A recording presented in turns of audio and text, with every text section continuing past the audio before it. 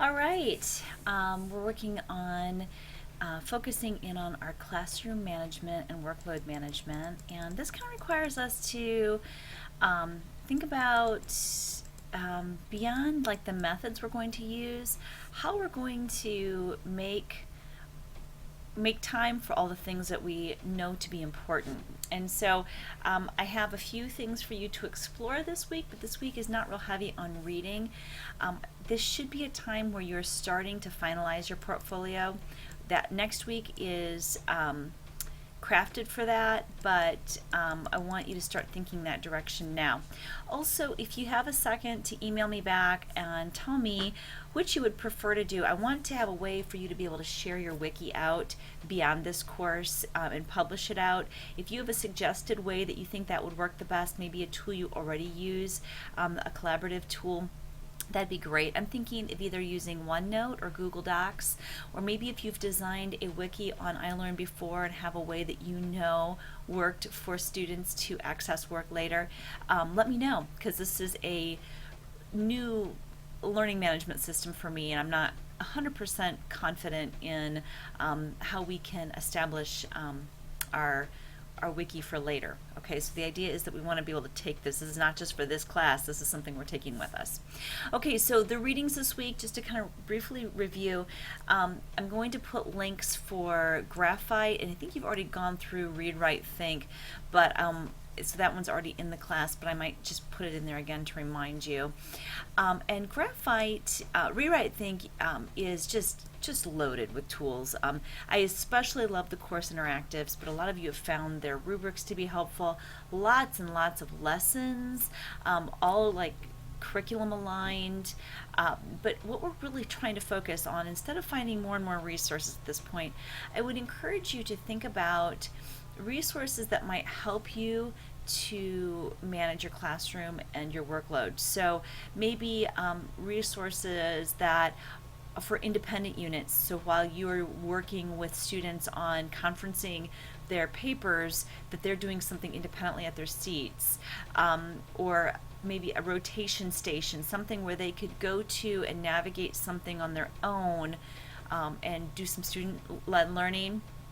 Maybe you're looking for a filler activity for something to bridge a concept. I challenged a lot of you in your last wiki submission to find things that would engage students while you're teaching out something, or before and after. So these are just Read, Write, Think might be a place for this.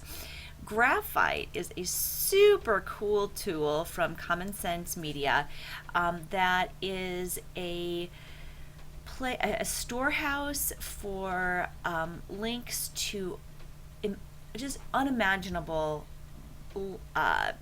learning tools. And I mean, just everything from the very basic stuff to stuff that will blow your mind, like the gaming stuff and the very complex pieces. And what Graphite does is it has teachers who write reviews of the product and how they use them, and you can like filter whether the product is free or not. And I have found Graphite to be a great place as I'm looking for, like, let's say I want students to do a recorded video project. I will look up recording tools in Graphite and see which ones are free and which ones are most user friendly, and what teachers say about them, and they rate them on how much learning happened, not just on the bell and whistle quality. So it's just a really great storehouse for lots of different technologies. You'll find a lot of your Rubistar, a lot of the things that you've mentioned for making rubrics are going to be in there, but mostly if you can look for any classroom management tools at this point, I think that's important. What we're trying to do is figure out how to take, we have all these assessments and all of these great lessons created, but how are we going to figure out a way to manage them within our class period? How are we going to pull data and really see how are we going to track student growth? How are we going to make sure that we can prove that our students really have learned something in our course before they take the big bad test, okay? So these are tools. And I'm going to also add a few items here.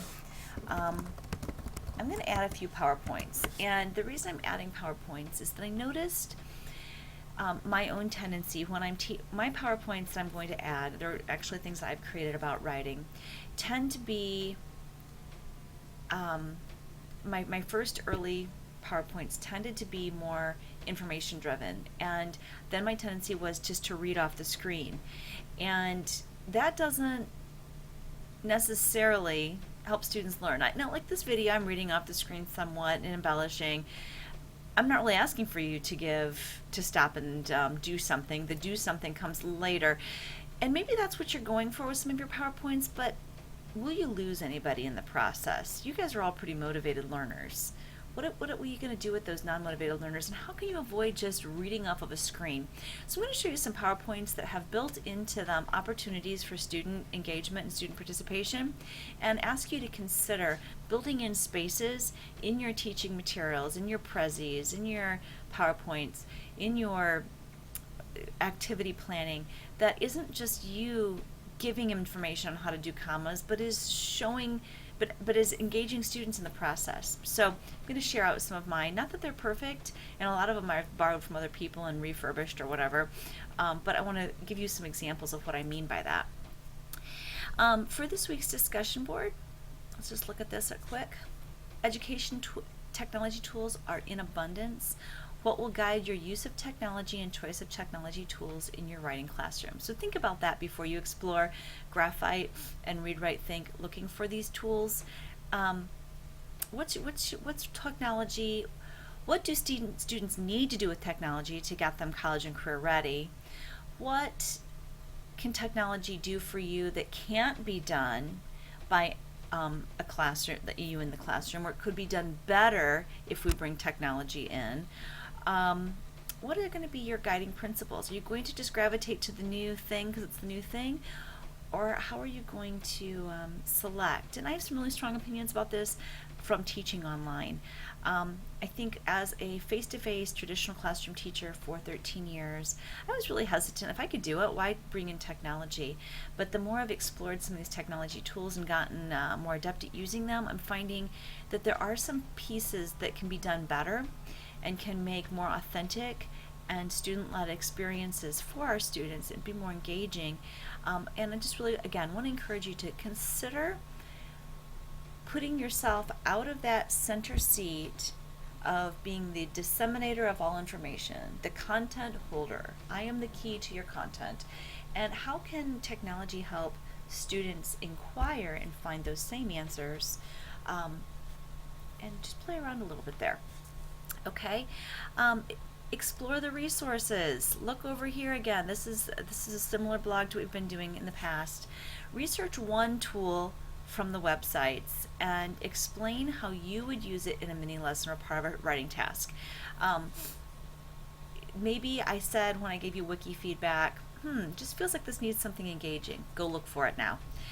Or you sensed yourself that I need something here to make this happen, or while I'm working with this group of students, I need something for this group to do.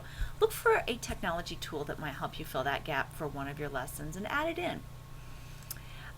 Tell us what you're going to do in the blog. And then obviously by the end of this week,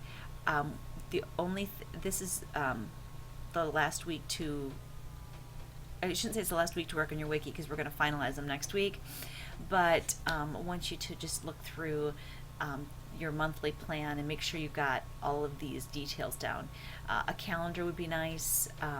Show how you're going to rotate writing, conferencing, teaching, grading, maybe reading as well. How are you going to pace the work? How is it going to be sensitive to students who need more time and those who are ready to zoom ahead? Maybe you need to build in some enrichment activities or some remediation activities. Again, that could be your whole focus of your search for tools and resources in Graphite and Read Write Think.